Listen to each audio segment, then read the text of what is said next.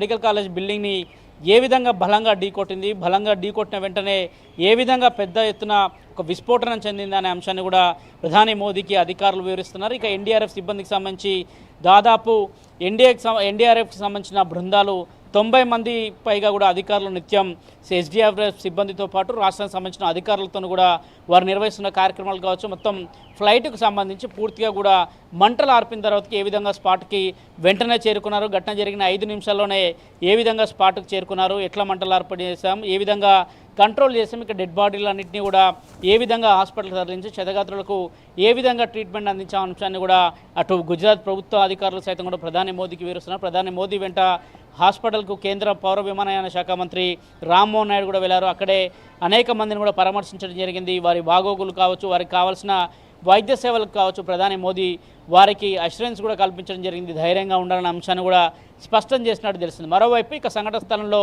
జరిగిన పరిణామాలు కావచ్చు, అక్కడున్న పరిస్థితులు కావచ్చు, అదేవిధంగా బిల్డింగ్ విమాన దాటికి ఏ విధంగా దెబ్బతింది, బిల్డింగ్ ఇప్పటికే దాదాపు ధ్వంసమైన పరిస్థితిని కూడా మనం విజువల్స్లో చూస్తున్నాము. అదే అంశానికి సంబంధించి మెడికల్ కాలేజ్ బిల్డింగ్కి సంబంధించిన అంశాన్ని కూడా ప్రధాని మోదీ పరిశీలిస్తున్నారు. అధికారులతో సంప్రదింపులు జరుపుతున్నారు. కేంద్ర హోంమంత్రి సైతం కూడా అక్కడే ఉన్నారు. దాదాపు కేంద్రంకి సంబంధించిన 2 కేంద్ర మంత్రులతో పాటు పౌర విమానానికి సంబంధించిన ఎంఓఎస్ మంత్రి సైతం కూడా అక్కడే ఉన్నారు. మరోవైపు ప్రధాని తాజా పర్యటన నేపథ్యంలో బాధిత కుటుంబాలని కూడా కలిసే అవకాశాలు కూడా చాలా స్పష్టంగా కనపడుతున్నాయి. ఇక డీజీసీఏకి సంబంధించిన అధికారులంతా కూడా ఇప్పటికే సంఘటన స్థలానికి చేరుకున్నారు. మరోవైపు ఫోరెన్సిక్ విభాగాలు సైతం కూడా సంఘటన స్థలానికి చేరుకున్నారు. కుట్రా కోణం ఏమైనా దాగి ఉందా, లేదంటే నార్మల్గానే సాంకేతిక లోపంతో ప్రమాదం జరిగిందా అనే కోణంలో కూడా ఇప్పటికే నిపుణులంతా కూడా అక్కడ పరిస్థితిని అయితే పర్యవేక్షిస్తున్నారని చెప్పాల్సి ఉంటుంది. ఇక బోయింగ్ సంబంధించిన విమానాల తయారీ సంస్థ సైతం కూడా ఈరోజు అహ్మదాబాద్ చేరుకోబోతుంది. అహ్మదాబాద్లో పరిస్థితిని కూడా చక్కదిద్దేందుకు కావచ్చు, పరిస్థితులను తెలుసుకునేందుకు కూడా అక్కడికి ఫోరెన్సిక్ టీములు వెళ్తున్న నేపథ్యం. మరోవైపు మాజీ సీఎం విజయ్ రూపానీ సైతం కూడా నిన్న జరిగిన ఫ్లైట్ క్రాష్లో ఆయన కూడా చనిపోవడం జరిగింది. వారికి సంబంధించి కాసేపటి క్రితమే విజయ్ రూపానీ సతీమణి సైతం కూడా టెర్మినల్ 1కు చేరుకొని నేరుగా ఆమె కూడా ఈరోజు గుజరాత్ చేరుకున్నట్టు తెలుస్తుంది. వారి కుటుంబాన్ని కూడా ప్రధాని మోదీ పరామర్శించే అవకాశాలు కూడా చాలా స్పష్టంగా కనిపిస్తున్నాయి. అత్యంత విషాదకరమైన ఘటన అని చెప్పాల్సి ఉంటుంది. 265 మంది ఈ ఘటనలో మృతి చెందారంటే కూడా యావత్ దేశం సైతం కూడా దీనిపైన దిగ్భ్రాంతి వ్యక్తం చేసిందని చెప్పాల్సి ఉంటుంది.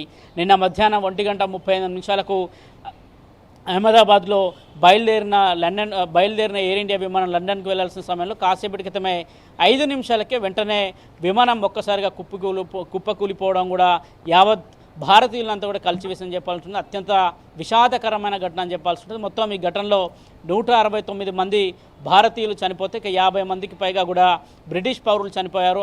7 మంది పోర్చుగల్ వారు చనిపోతే ఇక ఒక కెనడియన్ కూడా చనిపోవడం జరిగింది. మొత్తం 24 మంది మెడికల్ హాస్పిటల్కి సంబంధించిన డాక్టర్స్, అదేవిధంగా మెడికల్కి సంబంధించి చదువుతున్న విద్యార్థులు చనిపోయినట్టు కూడా స్పష్టంగా తెలుస్తుంది. ఇప్పటికే కేంద్ర ప్రభుత్వం అత్యంత సీరియస్గా ఈ ఘటనను తీసుకుందని చెప్పాల్సి ఉంటుంది. మరోవైపు డీజీసీఏ కూడా ఈ అంశంలో అత్యంత సీరియస్గా ఉంది. గతంలో కూడా ఈ సంబంధించిన విమానాలకు సంబంధించి ప్రమాదానికి సంబంధించిన సందర్భంలో హెచ్చరించినప్పుడు ఎయిర్ ఇండియా రెస్పాన్స్ ఏ విధంగా ఉంది, ఎయిర్ ఇండియా ప్రస్తుతానికి బోయింగ్కి సంబంధించిన ఇంకా విమానాలు ఏమేమి నడుపుతున్న అంశంలో కూడా కొంత డీజీసీఏ కూడా సర్క్యులర్ జారీ చేసే అవకాశాలనే. ప్రస్తుతానికి మాత్రం ఘటనా స్థలంలో బాధిత కుటుంబాలు సివిల్ హాస్పిటల్ బయట నిన్న మధ్యాహ్నం నుంచి కూడా వారి కుటుంబాలకు సంబంధించిన మృతదేహాలు కూడా అప్పగించాలని కూడా పెద్ద ఎత్తున కూడా హాస్పిటల్ బయట నిన్న మధ్యాహ్నం నుంచి కూడా వారంతా కూడా ఎదురు చూస్తున్నారు. వారికి సంబంధించి వారికి పోలీసులు కూడా వారు కొంత సహకారాలు అందిస్తున్నారని చెప్పాల్సి ఉంటుంది. మొదట DNA టెస్టులు చేసిన అనంతరమే వారి యొక్క మృతదేహాలను అప్పగించేందుకు కూడా హాస్పిటల్ సిబ్బందులు కూడా ఏర్పాట్లు చేస్తున్నారు. దాదాపు 1000 DNA టెస్టులు చేయాల్సిన అవకాశం ఉందనేది కూడా కేంద్ర హోంమంత్రి నిన్న నైటు ఆయన విజిట్ చేసిన సందర్భంలో కూడా హాస్పిటల్ పరామర్శించిన సందర్భంలో కూడా వారికి సంబంధించిన అంశాలు కూడా ఈ అంశాలని ఆయన ప్రస్తావించడం జరిగింది. ప్రధాని మోదీ సైతం కూడా డాక్టర్తో కూడా మాట్లాడినట్టు కుటుంబ సభ్యులకు వీలైనంత త్వరగా వారి యొక్క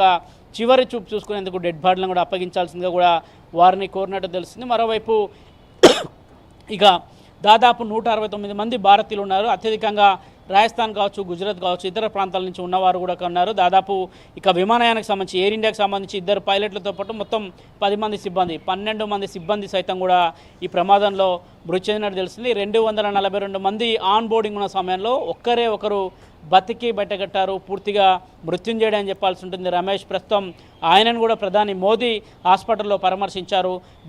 భారత సంతతికి చెందిన బ్రిటన్లో స్థిరపడినప్పటికీ కూడా ఆయన నిన్న అహ్మదాబాద్కి వారి కుటుంబ సభ్యులు కలిసేందుకు వచ్చి తిరిగి ప్రయాణం అవుతున్న సందర్భంలో ఆయన సోదరుడు సైతం కూడా ఎక్కడైతే విమానం కుప్పకూలిపోయిందో అదే విమానంలో తన సోదరుడు కూడా ఉన్నాడని కూడా మీడియాకు కావచ్చు, అదేవిధంగా అధికారులకు కూడా సమాచారం అందించారు. ప్రస్తుతానికి వారిని ప్రధాని మోదీ పరామర్శించారు, ధైర్యం చెప్పినట్టు కూడా తెలుస్తుంది. మరోవైపు ఘటన జరిగిన సమయంలో ఏ విధంగా ఫ్లైట్లో ఇతర వారు ఏ విధంగా ఉన్నారనే కూడా కొంత అడిగి తెలుసుకున్నట్టు కూడా సమాచారం అందుతుంది. మరోవైపు ఇక ప్రధానంగా కీలకంగా ఎయిర్ ఇండియా విమానానికి సంబంధించి బ్లాక్ బాక్స్కి సంబంధించి బాక్స్లో ఏం రికార్డ్ అయిందనే దానికి సంబంధించిన కూడా అంశాన్ని కూడా అటు సాంకేతిక పరంగా కూడా దాన్ని చెక్ చేసేందుకు కూడా అధికారులు చేస్తున్నారు. ప్రస్తుతానికి పూర్తిగా శకలాలన్నింటినీ కూడా అక్కడికి తరలించారు. కానీ మెడికల్ కాలేజ్ భవనాన్ని చూస్తే కాక ఎంత బలంగా విమానం దాన్ని ఢీకొట్టింది అనేది కూడా చాలా స్పష్టంగా అర్థమవుతుంది.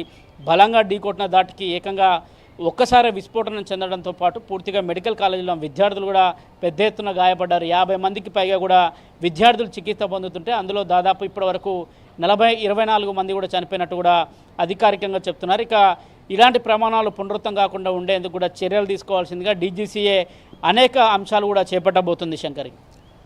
రైట్ సతీష్.